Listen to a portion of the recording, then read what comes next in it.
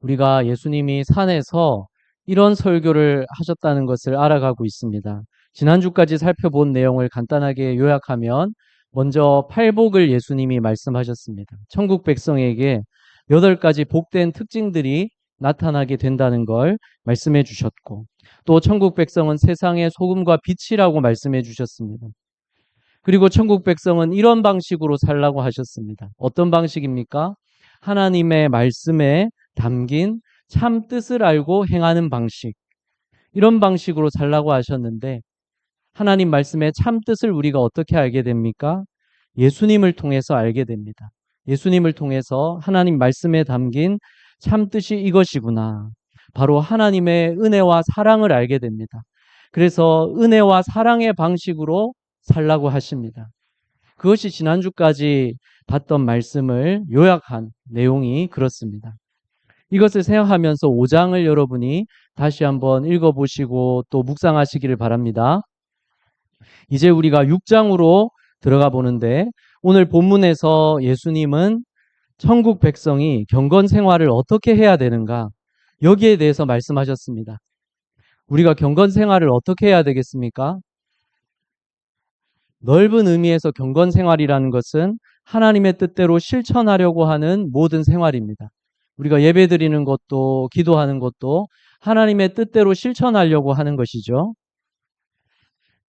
그 모든 것이 경건 생활인데, 그 중에서도 구제와 기도, 그리고 금식에 대해서 예수님이 말씀하신 것이 6장에 나옵니다. 이 3가지가 유대인들이 필수로 여겼던 것들이기 때문에 이것을 예로 들어서 말씀하셨습니다. 우선 구제는 어려운 처지에 있는 사람들을 도와주라는 것이죠. 구제를 하라는 것이 구약에서부터 나오는 하나님의 뜻이고, 우리가 마땅히 해야 될 하나님의 명령입니다. 그리고 기도 역시 당연히 우리가 해야 되는 것이죠. 숨 쉬듯이 해야 되는 것이 기도입니다. 그리고 금식은 16절에서 18절에 나오는데, 오늘 본문에서 다루진 않겠지만 금식도 기도하기 위해서 해야 되는 것이죠. 그런데 이런 것을 할 때 중요한 것이 사람에게 보이려는 목적으로 하지 말라고 말씀하셨습니다. 사람에게 보이려고 그들 앞에서 너희 의를 행하지 않도록 주의하라. 여기서 의를 행한다는 것이 경건 생활을 말하는 것입니다. 의를 행한다는 것은 하나님의 뜻대로 행하려는 것이고, 그 모든 것이 경건 생활이기 때문입니다. 그래서 2절부터는 경건 생활 중에서 먼저 구제를 예로 들어서 말씀하십니다. 우선 1절에서는 그런 것을 할 때 사람에게 보이기 위해서 하지 않도록 주의하라는 것입니다. 이렇게 되기가 너무나 쉽기 때문에 하시는 말씀입니다. 누구에게나 이런 마음이 생길 수가 있지요. 그 예는 먼저 구제할 때입니다. 어려운 사람을 긍휼히 여기는 마음으로 도우라는 것이 하나님의 뜻입니다. 그런데 긍휼의 마음이 아니라 사람에게 보여주려고 구제를 하는 수가 있습니다. 그러므로 구제할 때에 외식하는 자가 사람에게서 영광을 받으려고 회당과 거리에서 하는 것 같이 너희 앞에 나팔을 불지 말라. 진실로 너희에게 이르노니 그들은 자기 상을 이미 받았느니라. 이런 사람은 일부러 사람이 많은 회당이나 거리에서 구제를 한다는 것입니다. 자기가 구제하는 모습을 많은 사람들이 보게 하기 위해서 그렇게 하는 겁니다. 회당은 당시 유대인들의 예배당입니다. 회당에 사람들이 많이 모이면 그때 구제 헌금을 하면서 사람들이 보게 할 수가 있습니다. 또 사람이 많이 다니는 거리에는 구걸하는 사람들도 있었는데, 사람들이 그 거리에 제일 붐빌 때, 그때 구걸하는 사람을 도와주면서 많은 사람들이 자기가 구제하는 모습을 보게 할 수 있습니다. 구제를 그렇게 나팔을 불면서 하지 말라고 하셨습니다. 실제로 나팔을 부는 건 아니라도 일부러 사람들이 보도록 해서 구제하는 것이, 그것이 나팔을 부는 것과 같습니다. 이렇게 하는 사람을 외식하는 자라고 예수님이 부르셨습니다. 외식하는 자, 위선자라는 것입니다. 원문의 헬라어에서는 위선자라는 단어가 본래 연극 배우를 뜻하는 단어였습니다. 당시에도 여러 가지 가면을 쓰고 연극을 하는 배우들이 있었습니다. 그런 배우들을 가리키던 단어가 위선자라는 뜻으로 쓰이게 됐습니다. 위선과 외식, 배우의 연기와 같은 것입니다. 문제는 우리가 그런 연기를 너무나 쉽게 해낼 수가 있다는 겁니다. 그래서 예수님이 주의하라고 말씀하신 겁니다. 사람에게 보이려고 그들 앞에서 너희 의를 행하지 않도록 주의하라. 우리가 너무나 쉽게 이런 마음을 가질 수 있고 이렇게 행할 수가 있다는 것입니다. 사람들이 나를 알아주기를 바라는 것이죠. 사람에게서 영광을 받으려고 그렇게 할 때에 사람들이 나를 알아주기를 바라는 것이고 사람들이 나를 인정하고 높여주면 그것으로 만족하는 것입니다. 그런 사람은 자기 상을 이미 받았다고 말씀하셨습니다. 그들이 원하던 것은 이미 얻었다는 뜻입니다. 그들이 원하던 것, 사람들에게 인정받고 높임 받는 것, 그것은 얻었습니다. 그러나 하나님께는 받을 것이 없는 것입니다. 보이려고 하는 선행을 보고서 사람은 높여주고 인정해 줄 수 있지만 그것밖에는 받을 것이 없는 것입니다. 우리가 정말로 받아야 할 것, 하나님께 받는 상은 받을 수가 없다는 것입니다. 하늘에 계신 너희 아버지께 상을 받지 못하느니라. 하나님께 받는 상은 뭡니까? 우리가 하나님께 무슨 상을 받아야 되겠습니까? 시상식에서 상을 받는 장면, 또 대회에서 운동선수가 우승 트로피를 받는 장면, 그런 장면들을 볼 때 얼마나 기뻐하고 얼마나 영광스러워 합니까? 그것이 그 사람 인생의 목표이고 꿈이기도 합니다. 그러나 하나님이 주시는 상에 비하면 그런 것은 아무것도 아닙니다. 또 상이나 트로피와 함께 고가의 상품을 주거나 또 거액의 상금을 준다는 얘기를 들으면서 사람들은 우아하고 감탄합니다. 그렇지만 그런 것들도 하나님이 주시는 상에 비하면 아무것도 아닙니다. 그러면 하나님이 주시는 상은 뭡니까? 무슨 상을 하나님께 받을 수 있습니까? 하나님이 우리에게 주시는 것들이 너무나 많죠. 그렇지만 하나님이 주시는 최고의 상은 바로 하나님 자신입니다. 사람들이 농담처럼 내가 선물이야 이런 얘기 들어볼 수 있는데 예를 들어 우리 아이들한테도 선물을 주면서 아빠가 선물이야 이러면서 선물을 안 주고 아빠가 선물이라고 그렇게 농담처럼 말할 수도 있겠죠. 예. 그런데 이 말은 사실 원조가 하나님이십니다. 아브라함에게 아브라함아 두려워하지 말라. 나는 내 방패요 너의 지극히 큰 상급이니라. 아브라함아 두려워하지 말라. 나는 너의 방패이고 내가 너를 막아주고 지켜준다. 그리고 너에게 주어진 지극히 큰 상은 바로 나란다. 이렇게 말씀하신 원조가 바로 하나님이십니다. 네. 하나님은 그런데 농담하시는 것이 아니고 사실을 말씀하신 것입니다. 하나님이 주시는 최고의 상은 바로 하나님 자신입니다. 사실 우리가 이 말이 무슨 뜻인지 이미 알고 있습니다. 나에게 아주 소중한 사람 떠올려 보시기 바랍니다. 그 사람이 나에게 선물이고 그 사람이 나에게 보물이라고 말한다면 그게 무슨 뜻인지 우리는 이미 알고 있습니다. 나에게 아주 소중한 그 사람이 나에게 기쁨이고 다른 어떤 트로피나 그 어떤 거액의 상금과도 바꿀 수 없다고 하는 것을 그것이 무슨 말인지 무슨 뜻인지를 이미 우리가 알고 있습니다. 누군가 그 존재만으로 나에게 기쁨이고 만족이 될 수 있다는 말을 무슨 뜻인지 우리는 그 의미를 이미 알고 있습니다. 사람들이 그것을 가장 절실하게 깨달을 때가 언제입니까? 바로 그 소중한 존재를 잃어버릴지도 모르게 되었을 때. 그 순간에 사람들은 이런 말을 합니다. 제발 있어만 줘. 그냥 있어만 줘. 그것이 간절한 바람이 되고 절실한 사랑의 고백이 됩니다. 우리에게 정말로 필요한 것은 단지 사람에게 인정받고 높임을 받는 것이 아닙니다. 우리에게 정말로 필요한 것은 진정으로 소중한 존재.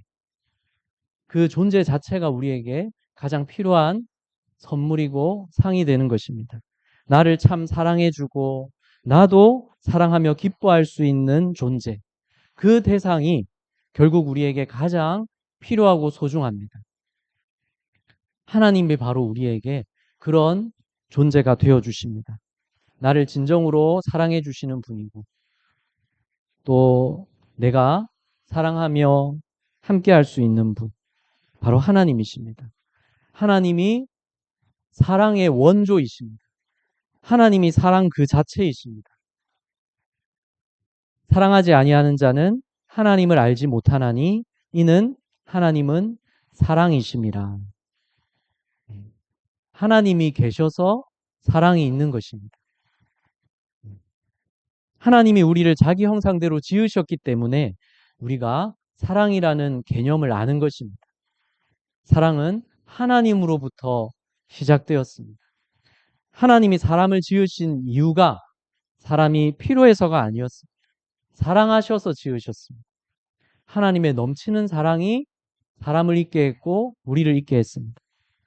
나를 정말로 알아주고 있는 그대로 사랑하시는 존재, 그분이 하나님이십니다.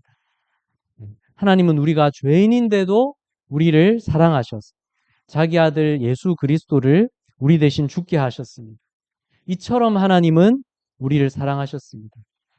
우리가 아직 죄인 되었을 때에 그리스도께서 우리를 위하여 죽으심으로 하나님께서 우리에 대한 자기의 사랑을 확증하셨느니라.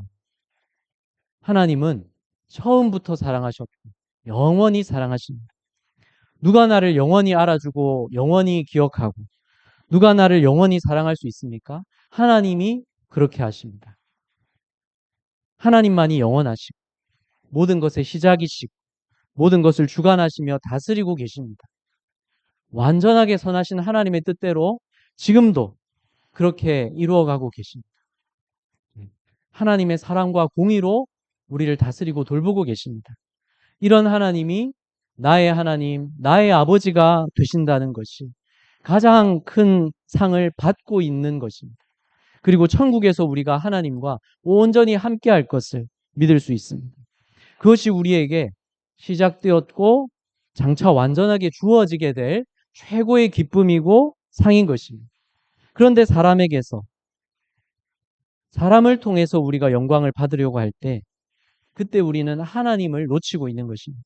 만일 우리가 사람에게 보이려고 어떤 경건 생활을 한다면 적어도 그 순간에는 우리가 하나님이 누구신지를 잊고 있는 것입니다. 적어도 그 순간에는 우리가 하나님이 어떤 존재이신지를 생각하지 않고 있는 것입니다. 아니면 하나님을 알지 못했던 것입니다. 하나님이 누구신지를 안다면 우리가 사람에게 영광 받는 것으로 만족할 수가 없습니다. 하나님으로만 우리가 참으로 만족할 수 있습니다. 사람에게 보이려고 하는 구제를 할 때 무엇이 문제입니까? 그 문제는 하나님 대신 다른 것으로 만족을 얻으려고 한다는 것입니다. 하나님 대신 자기를 높이면서 만족을 얻으려고 하는 것입니다. 이게 바로 죄인 것입니다. 하나님 없이 내가 만족할 수 있다고 여기는 것. 이것이 바로 죄의 실체인 것입니다. 죄의 밑바탕이 바로 이것입니다.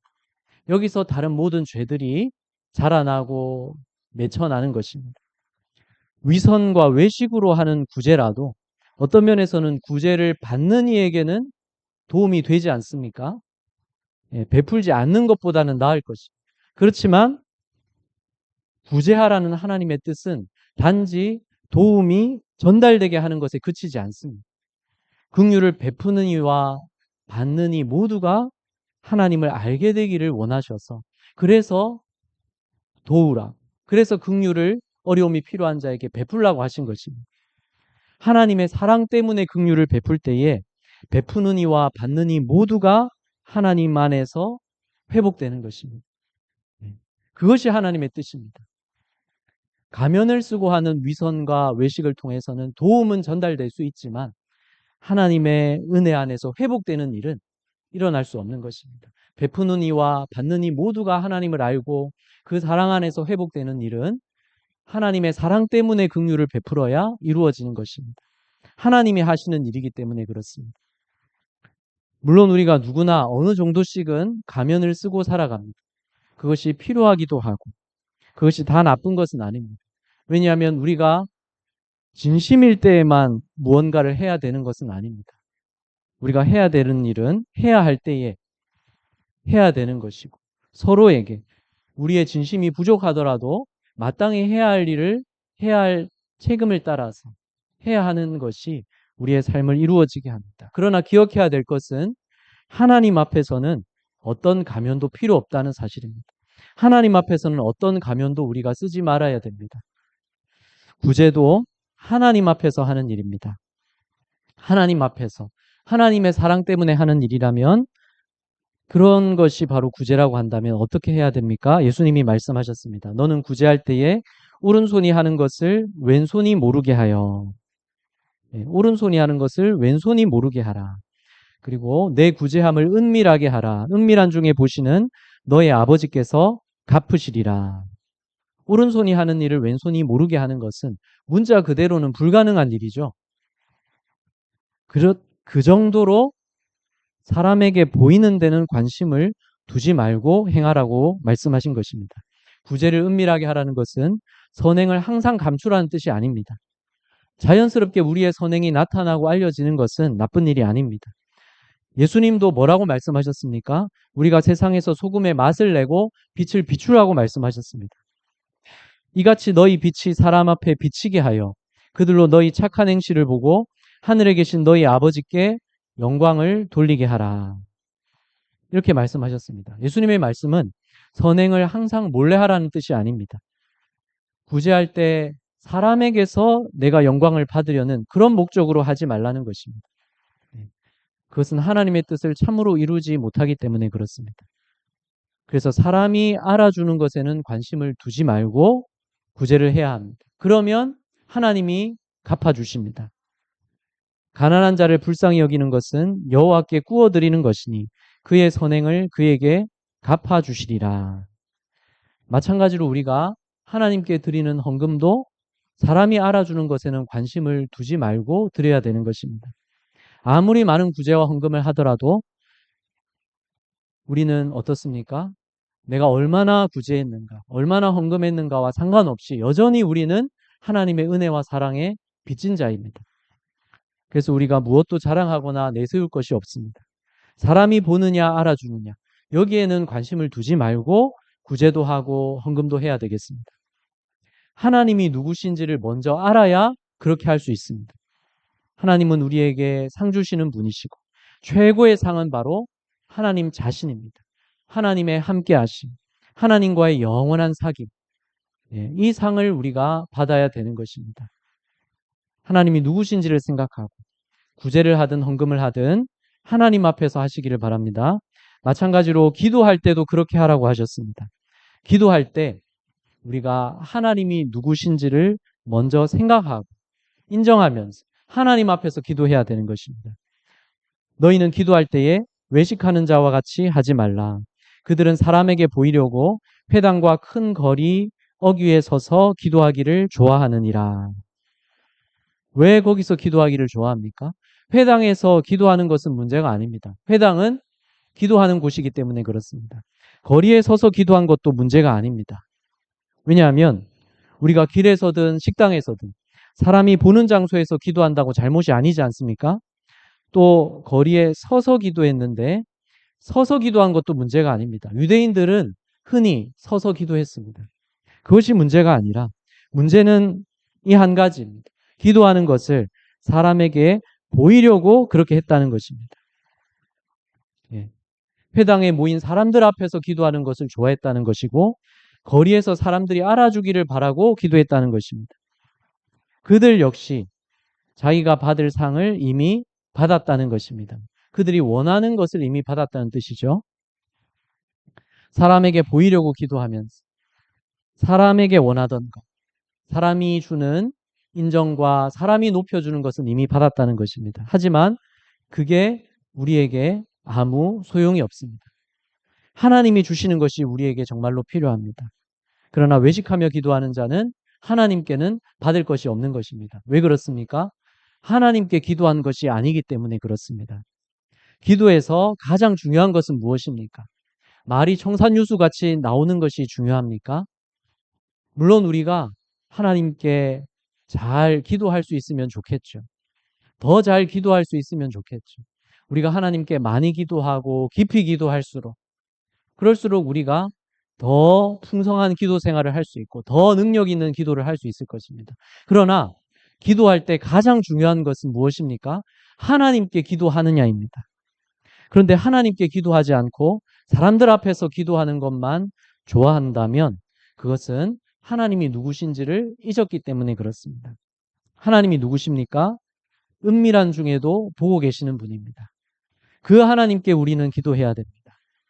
기도할 때 아무도 없는 골방에서 기도하라는 말씀을 그래서 하셨습니다.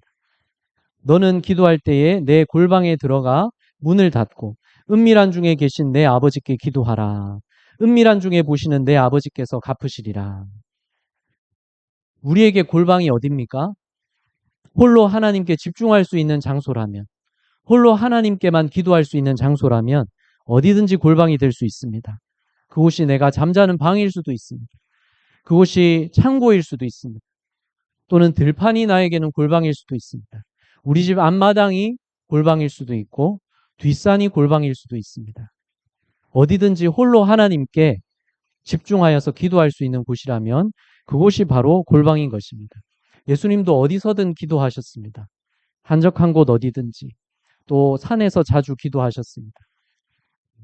기도의 사람으로 알려진 조지 뮬러도 아침마다 일찍이 조그만 신약 성경 한 권을 손에 들고서 보면서 걷던 그 길이 그에게 기도의 골방이 되었다고 합니다. 많은 하나님의 응답을 받았고 그것을 기록하여서 많은 사람들에게 오늘날까지도 알려지게 되었습니다.